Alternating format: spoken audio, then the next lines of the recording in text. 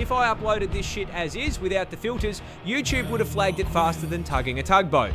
So blame the algorithm, not me, you sensitive pricks. Before we start, a quick legal disclaimer for the soft cunts in the back. The following video contains jokes about extreme intoxication, questionable Vegas ethics, and a tiger in a bathroom. I am not advocating that you spike your mates with roofies, steal a police car, or get a face tattoo. If you try to replicate anything in this video and end up butt naked on a roof or married to a stripper, that is entirely on your own stupid ass. Don't sue me. Right, let's go. Gay legends, Arco Marco here. Today we are looking back at a cinematic masterpiece that is somehow both the greatest comedy of the 2000s. I was gonna say that. See? I just wish your friends were as mature as you. They are mature, actually. You just have to get to know them better. Paging Dr. Faggot! Dr. Faggot! I should go. That's a good idea, Dr. Faggot. Have a good weekend. I miss you. And a literal documentary about what happens when 4 blokes are left unsupervised for 12 hours. I am talking about The Hangover. Mate, this movie is legendary. It's an absolute gold standard of comedy. But looking back at it now,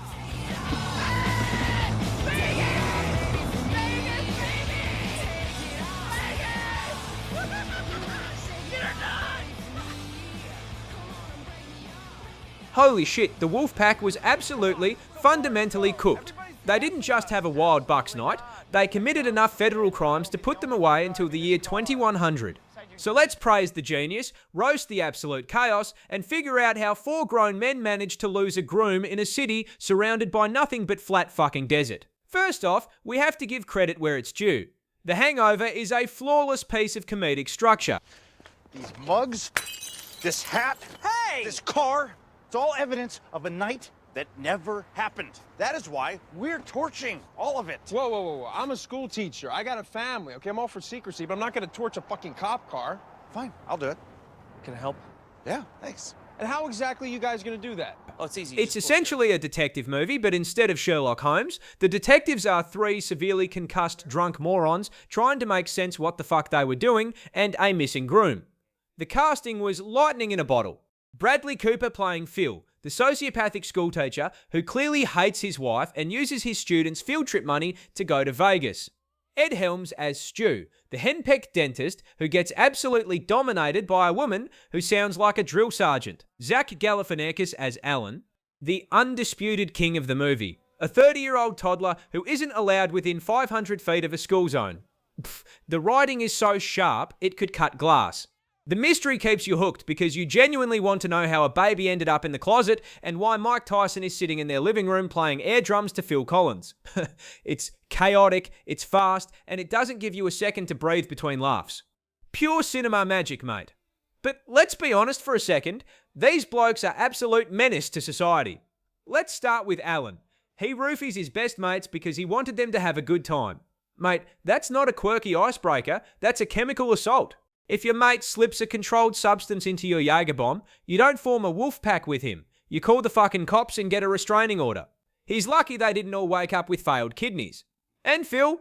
Phil is supposed to be the sensible leader, but the moment things go pear-shaped, his immediate instinct is to steal a police cruiser and drive it through a desert like he's playing Grand Theft Auto.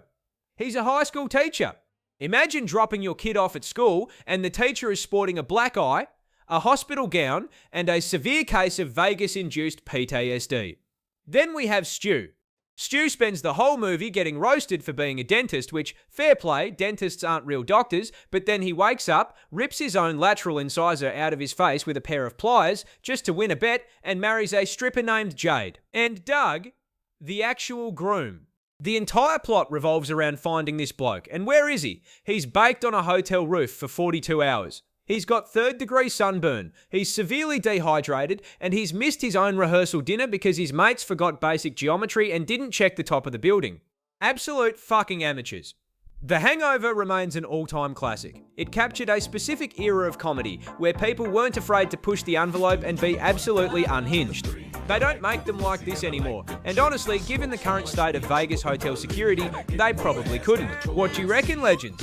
Is The Hangover the greatest comedy of our generation, or did the sequels completely ruin the legacy? Drop your favourite quotes and your wildest Bucks night stories in the comments below. Smash the like button, subscribe for more cinematic breakdowns, and I'll catch you in the next one. Pick up a rock, and when I bust your ass, I'm gonna continue to rock. Get your ass on the wall with your